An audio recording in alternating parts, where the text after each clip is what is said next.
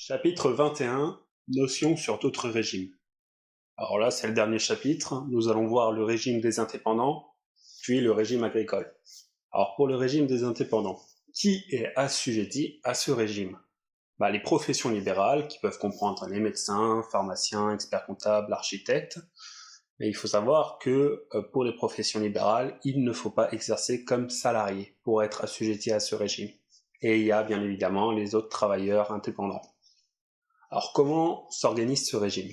Au niveau national, il y a la CNAM, la CNAV, l'ACOS, et au niveau local, la CPAM, qui renvoie à la CNAM, le CARSAT qui renvoie au CNAV, ça je vous rappelle c'est tout ce qui est retraite, et pour les cotisations, c'est l'URSSAF qui l'envoie à l'ACOS. Pour les prestations, alors les prestations sont relativement similaires à celles du régime général concernant la maladie.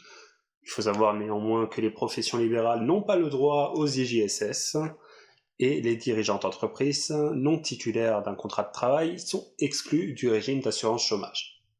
Pour le régime agricole, quelle est sa composition? Alors ça compose le MSA, avec tout en haut la caisse centrale qui s'appelle la CCMSA.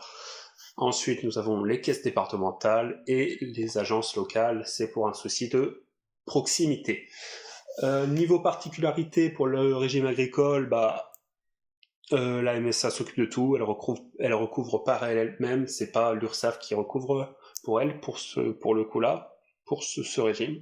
Elle gère l'ensemble des branches de la sécurité sociale, donc famille, maladie, maternité, accident du travail, maladie professionnelle, vieillesse et logement. C'est ce qu'on appelle un guichet unique. Les prestations diffèrent, il faut savoir que les prestations diffèrent d'un travailleur non salarié agricole d'un salarié, tout simplement. Et les prestations sont donc en fait alignées sur le régime général.